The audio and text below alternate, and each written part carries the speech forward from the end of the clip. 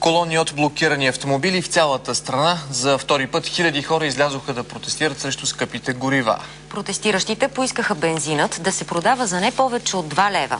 Вторият национален протест обобщава Константин Караджов. Добър вечер, Косио. Добър вечер. В повечето големи градове днес се проведоха такива протести и то в не по-малък мащаб, отколкото преди 2 седмици. Само тук в София в продължение на часове Цариградско шосе беше блокирано.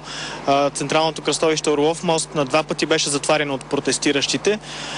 И въпреки, че тук на площада пред Народното събрание завърши преди минути протеста, никой от управляващите не излезе да чуе какви са исканията на протестиращите. А какви именно бяха тези искания и как се развиха действията през деня, вижте в следващия репортаж. Полицията и протестиращите в продължение на 5-6 часа си играха на котка и мишка. Автоколоните тръгнаха в 4 лъча от различни квартали.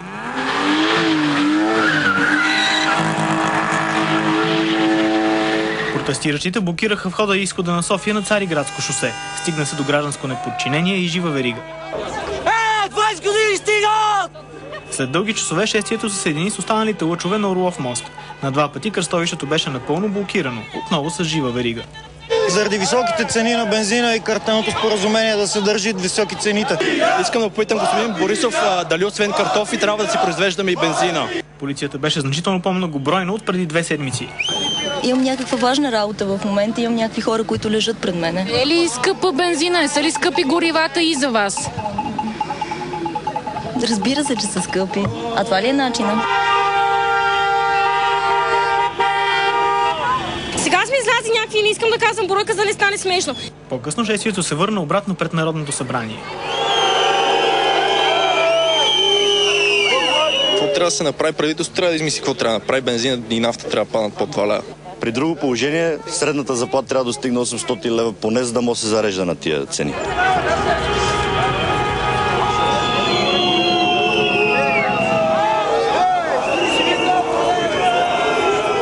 Чуха се призиви за бойкот на отделни вериги бензиностанции и за това следващият протест да бъде в делничен ден.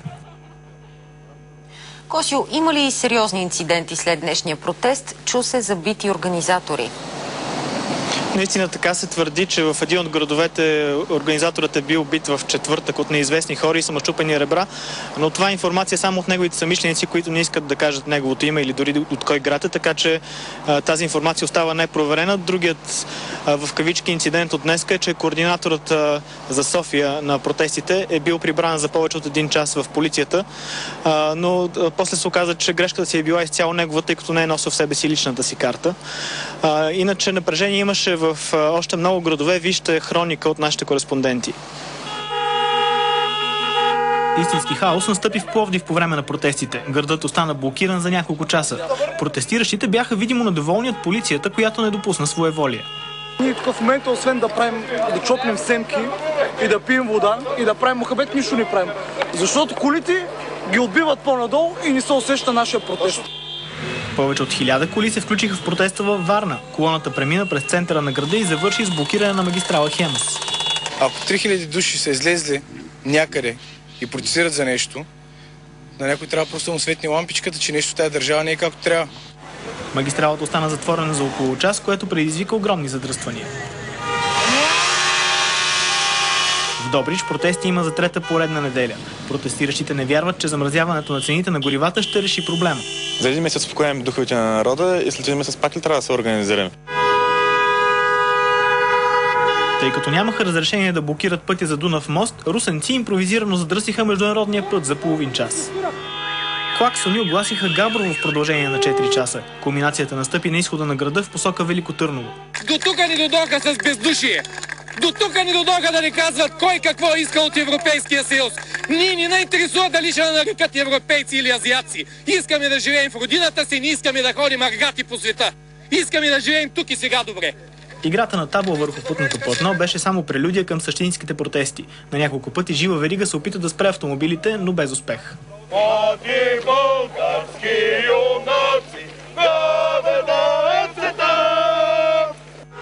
Заради близостта на рафинерията, бургазлии настояват за отстъпка в цената на горивата. Бургас, нашите бензиностанции да продават горивото минимум с 10 с 1 лев по-ефтино, тъй като де-факто ние ги даваме тия пари за лекарства, както се плаща по-нисък ток в Козлодуй, доколкото знам, от останалата част на страната ни. Тая туба в Америка струва $2, тук струва 10 ля. Вчера си купих велосипед. Колата на трупчета за известен период. Искаме ниски цени на горивата!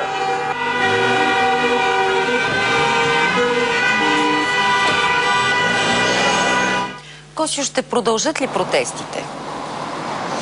Ще продължат, но къде и кога все още не е ясно. Организаторите казват, че отново чрез интернет, както и до сега са организирали, ще проведат допитване между гражданите за това как биха искали да протекат следващи протести. Настроенията си този път те да бъдат в работен ден, за да направят може би по-голямо впечатление на управляващите. Междувременно самите координатори предупреждават, че вече са станали по-опитни в протестите си, така че ще продължим да ги следим. Константин Караджов за втория национален протест срещу скъпите горива. Благодарим ти, Косио.